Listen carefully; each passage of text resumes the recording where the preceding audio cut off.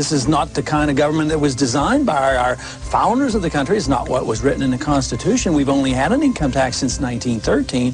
But if you want a welfare state, and if you want to police the world and pay for the defense of Japan and Germany, send foreign aid to the Soviet Union, you not only need the income tax, you need the Federal Reserve to print up the money when the deficit is accumulated. So we think the government should be much smaller. During the next decade, the American people will become poorer and less free, while they become more dependent on the government for economic security. This country is in the middle of a recession for a lot of people. Michigan knows about it. Poor people know about it. The middle class knows about it. Wall Street doesn't know about it. Washington, D.C. doesn't know about it. But it's because of the monetary system and the excessive spending. It's no joke. He is America's last true statesman, and he has actually been saying the same thing for the past 30 years about what our federal government needs to do to serve the people. That is, namely, follow the Constitution. The Federal Reserve credit created during the last 8 months has not stimulated economic growth in technology or the industrial section. But a lot of it ended up in the expanding real estate bubble. This too will burst, as all bubbles do. How could it be that you knew this on the banking committee in 2003 and nobody else did until after the collapse? I certainly think it's about the most foolish policy any government could ever follow, and it leads to the Korea Wars, the Vietnam Wars, Marines being killed in Beirut, sailors being killed in the Persian Gulf. If we want to go to war, and if we should go to war, the Congress should declare it. We don't go to war like we did in Vietnam and Korea, because the wars never end. They're building up this case just like we did in Iraq. Build up the war propaganda. There was no Al-Qaeda in Iraq, and they had nuclear weapons, and we had to go in. I'm sure you supported that war as well. Okay. It's time we quit this. It's time. It's trillions of dollars we're spending on these wars. Afghanistan, how quickly would you bring the troops quick home? As the ships could get there. It really says a lot that the politically aware people in the military, those that are paying attention and engaged in the political process, are supporting someone who advocates an immediate withdrawal. I got twice as much as all the other candidates put together on the Republican side, and even more than Obama got, which tells me that those troops want to come home as well, because they know exactly what I'm talking about. My name is Eric Knowles. I'm an Air Force veteran. My name is Jonathan Schaefer.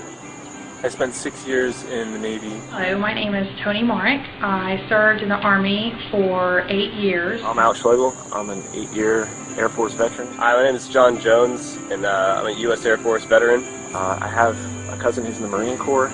He spent 18 months over in Iraq. A war based on a lie.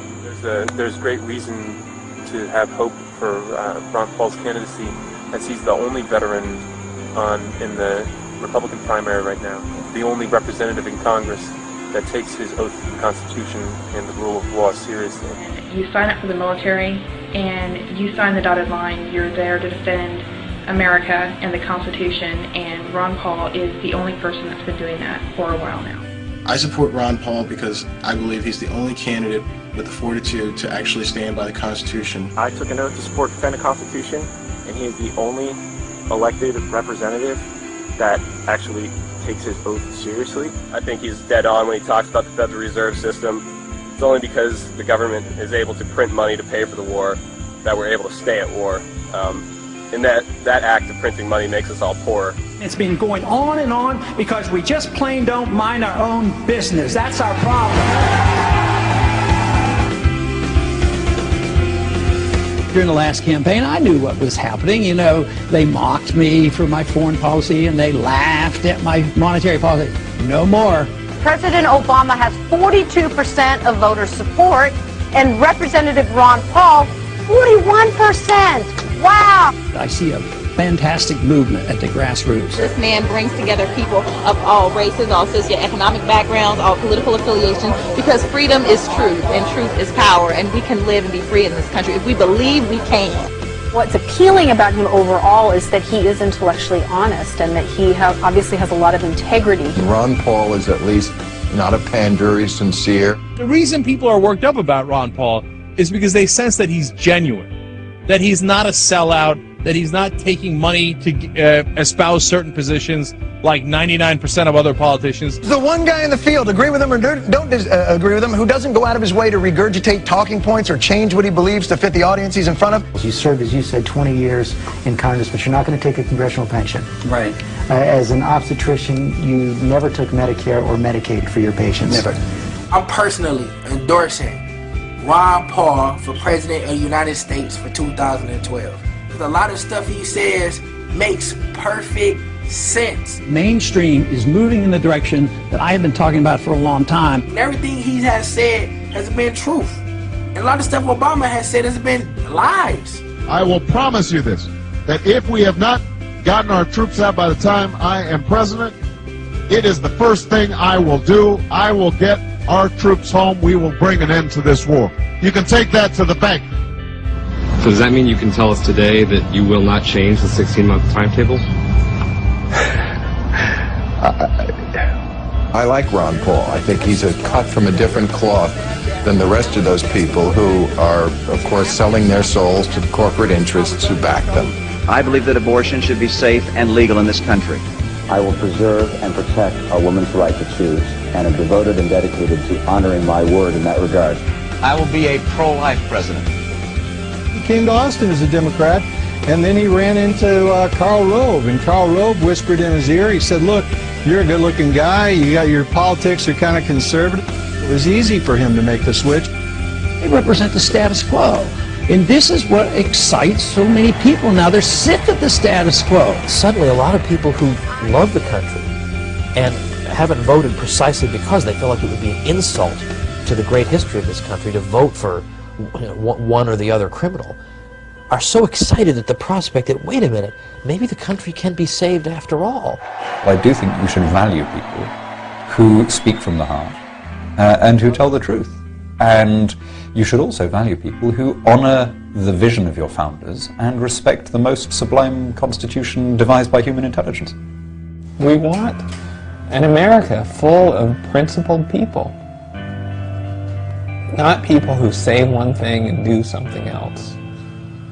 Say anything to get elected, but who say what they mean what they say, and they live their lives by those principles. Ron Paul has been consistent for more than 30 years, and he's been absolutely right about the most important issues facing this country today, which means that when he's elected, we can trust that he'll actually do what he says he's going to do, and that what he does is actually going to work. This country is in a revolution. They're sick and tired of what they're getting, and I happen to be lucky enough to be part of it. Don't get involved in these wars. Just bring our troops home.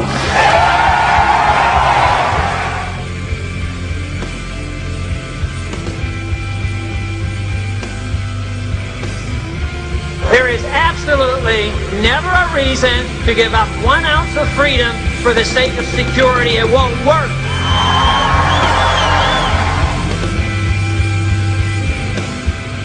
There is no authority in the Constitution authorizing a central bank, which means there should be no Federal Reserve System.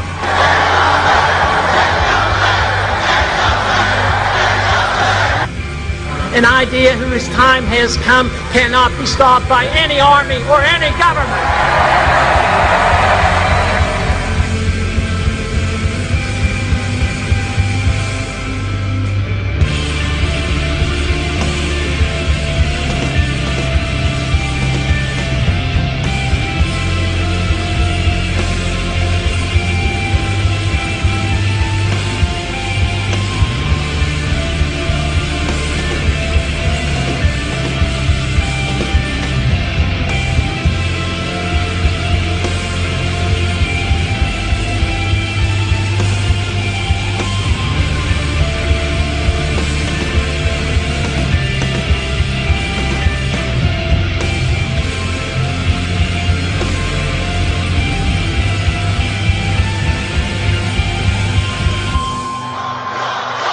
I've been in politics for 35 years. My cause has been the cause of liberty.